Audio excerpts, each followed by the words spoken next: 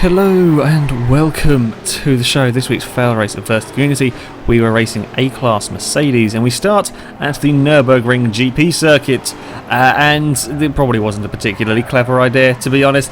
The first corner here often causes problems, and sure enough, with a little bit of lag, there's four of us broken in the first corner. I tried my normal tactic of staying quite out wide through the first corner to try and avoid the chaos. Unfortunately, all the chaos found me, and I ended up facing the wrong way. I took the least damage out of all the cars that were broken. I only had aero damage. The other three had quite extensive internal damage. Husky was running a different paint scheme, as was I, just for a change, pretty much. So Husky has got the black and yellow Mercedes C32 AMG. I apologise if I get these cars' names wrong because there's all C's and E's and slightly different numbers, so it's possible that I might get a little bit confused. There's a spinning Mercedes Jeep. Look at that thing instead.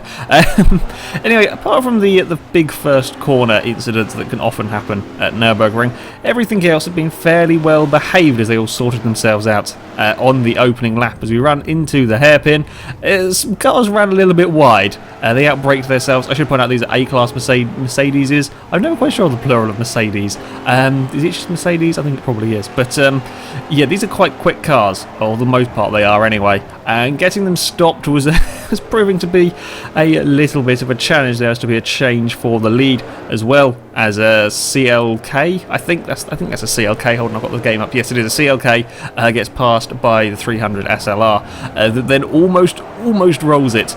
Nürburgring is, I wouldn't say a notorious track for rolling vehicles, however there are a couple of corners that you can roll your car on, and as it turned out, vehicles were a little more likely to roll on here than I was expecting. As you can see in the background, there was a gull wing going very sideways on the grass, just about holding it all together. Things were pretty close though at the front. This is the lead three, all, yeah, pretty close on track. Further back, things were quite spread out with the various damages from that first lap incident. And then we come to the interesting aspect as ever with the build of your car. Do you go for the straight line speed or do you go for the handling? Nürburgring is a funny track, or the GP circuit, sorry, is a funny track for building a car. If you have a lot of straight line speed, it can be fairly easy to overtake, as there are quite a lot of straights. There are also some they're making up new words, some tight and twisty sections. So yeah, you have to kind of compromise your car one way or another. There really was very little going on outside of this big sort of lead group. Yeah, there was just a sort of too much brokenness. Husky's C32 was pretty quick in a straight line. It was very similarly built to mine, as he was catching up to the back of the SLK. And then you come into this sort of nasty chicane and you can't really overtake. It's a very fast chicane, that one. You're not likely to overtake. The gull wing though was monstrously quick in a straight line, and he manages to get up the inside of Husky as they go into the final corner. The SLR in front of them has a big moment over the curbs, just keeps it out of the wall, does a massive wheelie, and loses a position to the CLK, a car, CLK, that's the one, SLK is the little sports car. The Gullwing monsters the lot of them on the straight line though. So the Gullwing has gone from 4th to 1st in sort of one straight. Husky has now dropped back into 4th. The SLR almost lost three places in sort of one corner, as the SLR is getting very sideways again, and now it's lost the 3rd place.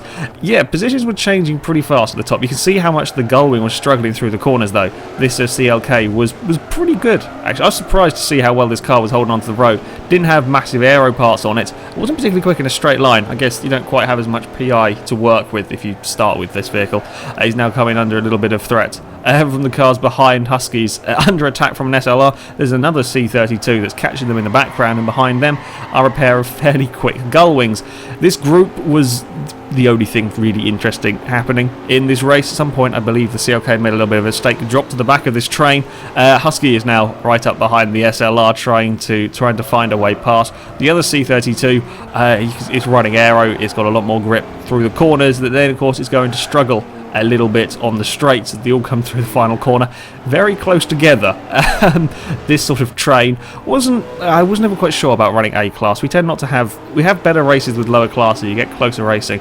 This first race though, if we forget for a minute about the first corner incident which killed a few of us, the racing was pretty good further towards the front. Husky managed to outbrake himself massively into the first corner, does well to avoid collecting anybody, just finds it in the sand trap and can rejoin. Yeah, it's all very close to the front. The gull wings were certainly the car to have. They did seem to be pretty damn quick if you'd built them right. We were worried that this may well be overrun with 190Es. It turns out not. It was overrun with many gull wings. The classic Mercedes were certainly pretty damn quick. This SLR wasn't the best through the corners. Again, it's all about how you build the car. As you can see, it's coming under considerable pressure from the C32 that has a little bit of a dive up the inside, maybe a little of a bump, but he just doesn't have the acceleration. He can't get the acceleration on the SLR, and by the time they get to the hairpin, the SLR is already in front of him, and he can't really do too much. The SLR outbrakes himself a tiny bit, so the C32 is back up the inside as they run down towards the next corner. It looks like he's got the move done, and there's that straight line speed again. It's incredible in that little car. Unfortunately, this is not a place you want to try and overtake going up here, so the SLR backed out of it, and in the end the C32 almost rolled it. He managed to gather it up. This is an odd place to almost roll it on there. The angle he hit that curve was very odd to cause the car to do that. Could be a little bit of lag assist in there as well, you never know. But yeah, somehow he got away with that. It's now all getting a little bit close and a little bit crowded as they go 3 wide on the way to the back straights. Yeah, that's not... That's not too good. There's a gull wing going around the outside of the C32. That's a brave place to go around the outside there. That's a very good overtake. As they run into the chicane, Husky has got himself back up into 5th. The green C32 does struggle in a straight line. There's a bit of a bump. I have no idea what happened there. There's also a little bit of a laggy going on with the CLK. And as they come around the final corner, they are almost 4 wide. Husky gets double teamed by the gull wings and goes a bit sideways. Can just about recover it, and the mentalness is kind of almost over. Yeah, that was a busy lap for the midfield as they run down towards the first corner. The green C32 really was struggling for straight line speed, but was so fast through the corners. It would probably set a faster lap time than the cars around it. The problem is it was so hard getting past anything when everything is quicker than you in a straight line. And as we come towards the end of the race, that was pretty much the theme for this, what was now the battle for third. The SLR had managed to break free while all of the craziness was going on, and was a little bit ahead of them. And again, while all of these lot have been battling, the gull wing at the front had got quite a substantial lead. And yeah, these two were locked in battle for the remaining few laps of this race, with the green C32 just not being able to pass. He just couldn't find a way past. Every time they got on the straight, the CLK wasn't sort of massively faster than it. It was enough. It was enough to pull away a big enough margin so that when it came to the braking zones, the C32 was too far back. It couldn't do anything about it. It didn't have that good of a brakes that it could have a lunge up the inside. Also, he was doing a good job of defending the C32, almost outbraked himself as they come into that first corner. Yeah, if you hold your position, if you don't make any mistakes, it's so incredibly hard to pass the car. There's a lot more that's faster than you in a straight line. Now, if this car was hopelessly leery, then yes, sure, you would probably get past it in the corners, but it wasn't. It was decent through the corners. He wasn't having problems sliding it around. A little bit of lag going on. There's one of the broken cars from the start, unfortunately. And even with a better run onto this sort of small straight, the C32 just cannot do anything with the extra grip that it has, because it's just going to get behind the car, the car in front, and won't be able to go anywhere through the corners. And it comes with the straight, the CLK is just going to pull away. In the background, Husky had recovered and was starting to catch up to these guys. Further back, I had sort of carved my way through the field, and I was up into, I think it was 7th or 8th at this point. My car was very quick here. I just lost so much time being spun round at the start and then avoiding another accident further on the lap that, yeah, I was quite a long way down the order. And still the C32 could not find a way past the car in front. At the front, though, and it was the gull wing that was going to take the win. Yeah, having got past the pack, also on the first couple of laps, as they all fought, they slowed each other down quite a lot in that rather large melee. So this gull wing pulled a huge lead. It was quite a long way ahead of everybody else.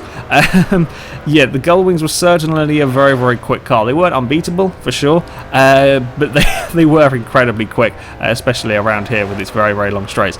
So the gull wing takes the win. The SLR ended up coming in second. The battle for third went on for the remainder of the race pretty much, and there was a gull wing was catching these two as well as Husky.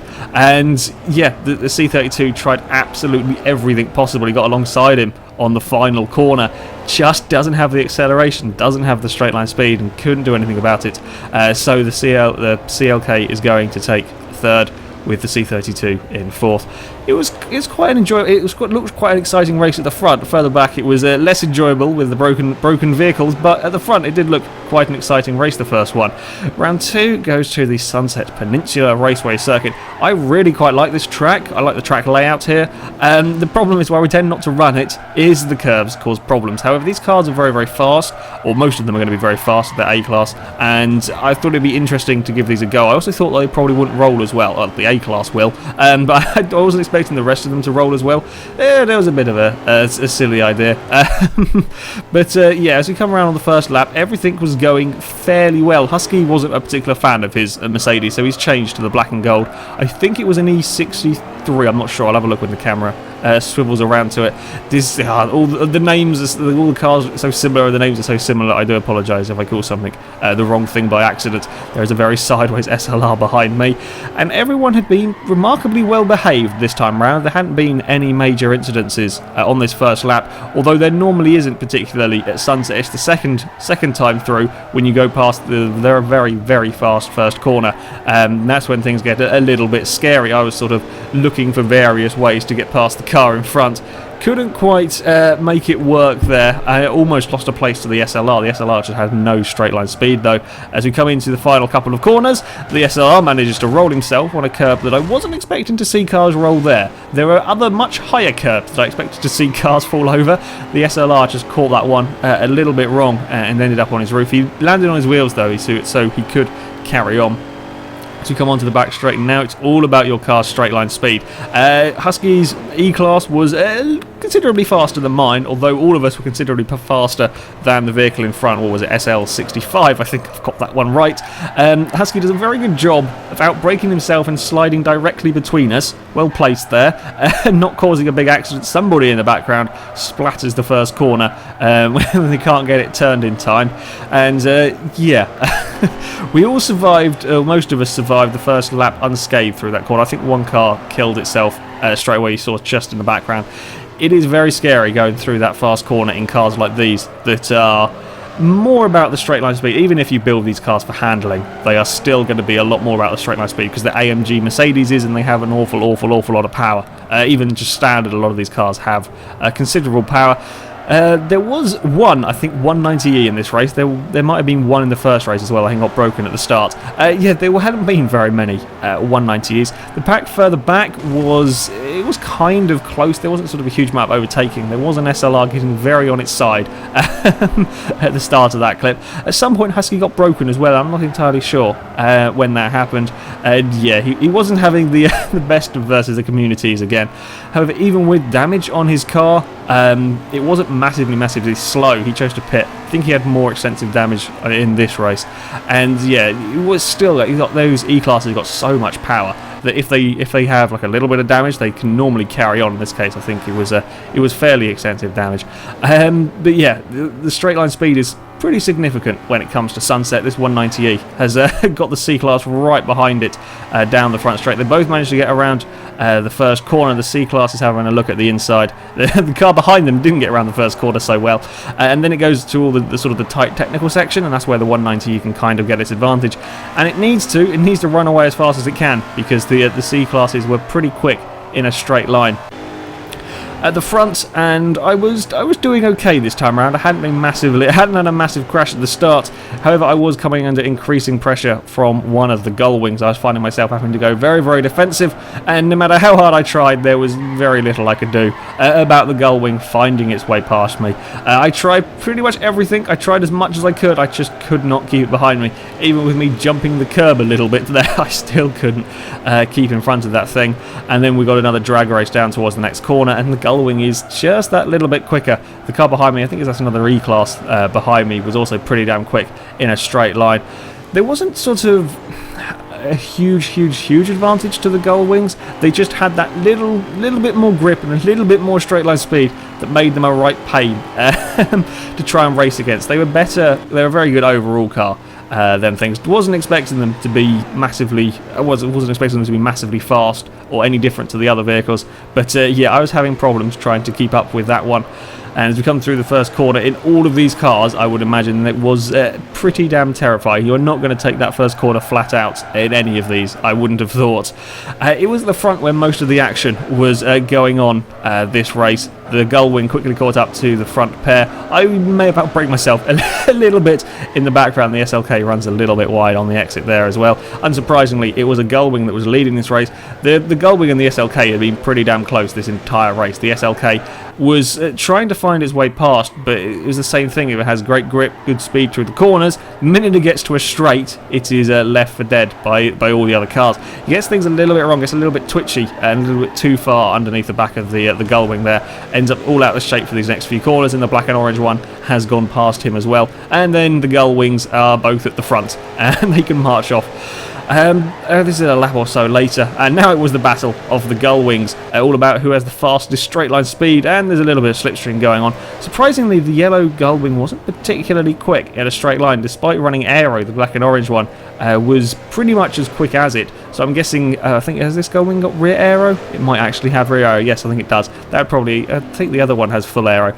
Yeah, this yellow Gullwing wasn't as fast in a straight line. Maybe a different combination of parts have gone into it to make it A-class, and he's kept more of the handling characteristics. The lead four were actually, we were all pretty close on this one. The yellow Gullwing gets things a little bit wrong through the Willett Roll corner, ends up slightly out of shape, and then the SLK can pounce and have a dive up the inside. So the car that was leading half a lap ago has unfortunately lost 2 positions in in not very. That's why when things are so close, just a tiny mistake can cause you all sorts of problems. At the front though, the black and orange Gullwing was going to take the win, and it's 2 wins for the Mercedes Gullwings. Yeah, these were pretty damn quick cars, although this guy did incredibly well to have come from pretty much the back of the grid to get the win. He left it very late, but yeah, he managed to make it to the front. It was a much closer finish for third. I'd been steadily catching up to this group because they'd all been fighting. I'd been having a clean run, and yeah, I was catching this sort of lead bunch. I have a slightly strange way of taking that final corner. I tend to be very slow through the first section, so I can get a really good run sort of on the exit, which gives me half decent speed down the straight, and my C32 was pretty good in the straight line. I built it so that it was a fairly decent straight line speed car. And as we run down the back straight, I'm in the slipstream and I'm catching up to the back of the Gullwing all the time, and just managed to get it on the line. I do feel a bit sorry for the yellow Gullwing driver, as he lost 3 places in the final lap after leading for the entire race. We move on to the third and final race at Mugello, another track that we don't really race particularly often. It's 4 wide as we run down to the first corner. It's all rather scary, and I was getting absolutely swamped as we all tried to brake for this first bit. I think it was Husky's car that locked his brakes a little bit and then caused a bit of an incident, and then the incident kind of carried on its entire way around the first corner. I just scraped the front of a 190i. I don't think we did particularly too much damage to each other in that one. I just kind of bumped my car into it trying to avoid it. It was a bit chaotic, the first corner, and it was all because I'm not sure what car it was, got things a bit wrong, locked the brakes up, and then there's just this concertina effect of everything knocking into everything else. Mercedes A-Class gets a long way on 2 wheels. That's not what you want to be doing through these curves. Again, I didn't really think that this track being a particularly easy place to roll cars, but there are a couple of fairly high curves, and the Mercedes A-Classes are notorious, shall we say, for rolling. It's all looking rather busy further back. My C-Class was doing pretty well, and I go for what I think is probably overtake of the evening, going around the outside of not only 1 but 2 cars around these rather fast and rather scary corners. The 190e tries to keep it on the inside and can't quite make it stick. I can just carry more speed around the outside in the background. I think that's another E-Class, tries to go around the outside as well. Yeah, that was incredibly scary, hold your breath moments there. I was afraid either of the cars were going to drift out wide and knock me off, but I managed to get away with it. Yeah, the slight downside with running one of these Mercedes A-Classes is, while you'll probably be fairly unique, you do have to worry a little bit about the curbs. Yeah, that's...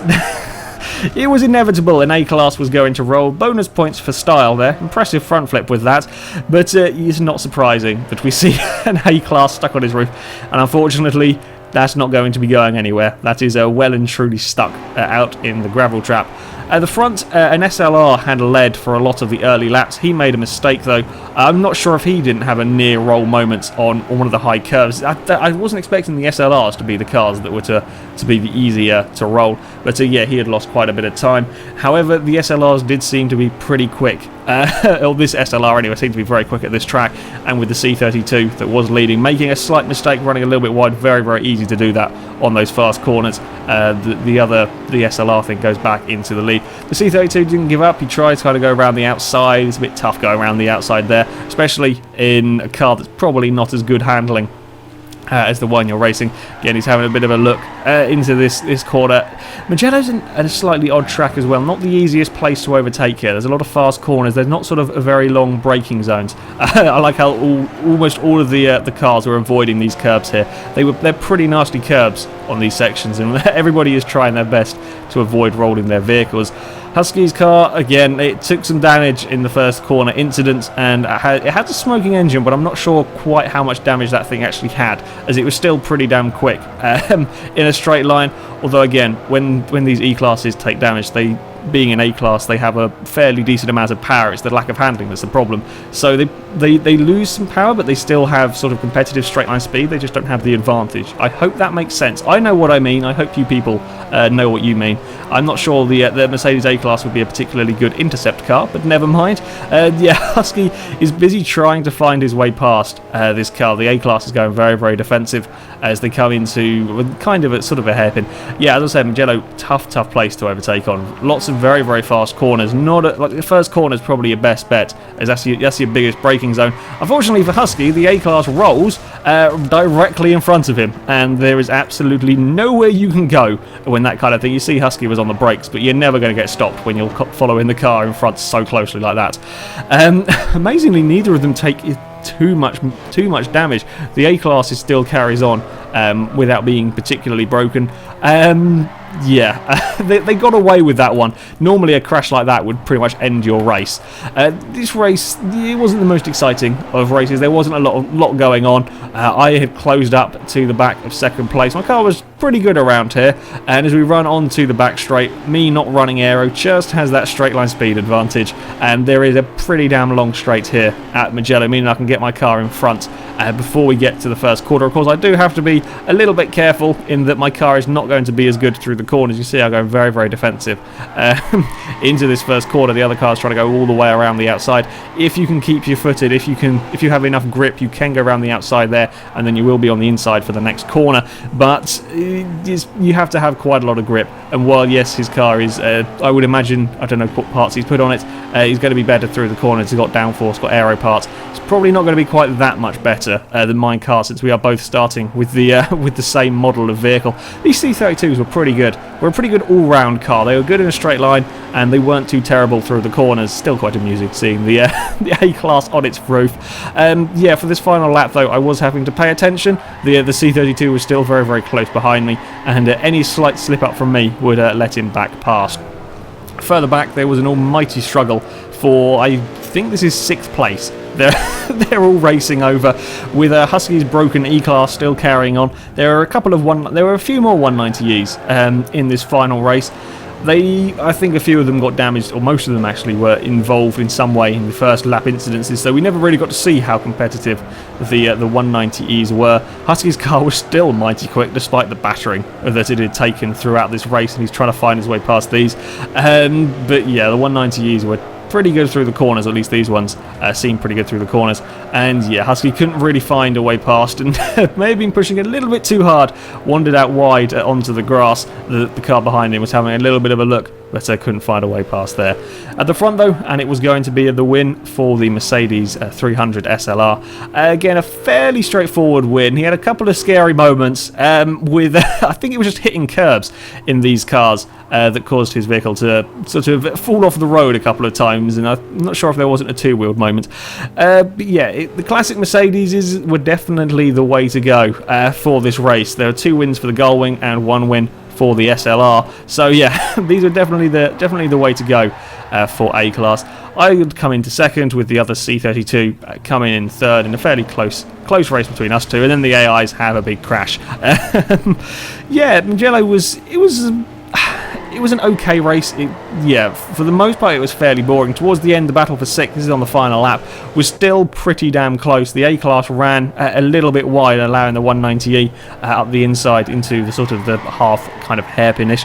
The A-Class is not giving up on the position and actually gets a much better drive out of this corner. However, there is not really many overtaking opportunities on this, unless you've got the car with the fastest straight line speed. You could have a dive into this final corner, but it's not a massive braking zone. Husky's now got himself along the outside of the A-Class, which is a tough place to overtake. Luckily for him, the A-Class outbrakes himself or locks his brakes, one of the two, can't really tell, and goes sailing off into the gravel trap, allowing Husky to move up to what I think is 7th. The other 190E moves up to 8th. So the Mercedes A-Class has lost 3 places in sort of as many corners. There was some good racing at Mugello. It was a little bit more of a boring race. It was spread out a lot more for a lot of the time. The battle for 6th was probably the closest thing that went on for most of that race. Anyway, that is it for this FailRace versus the community.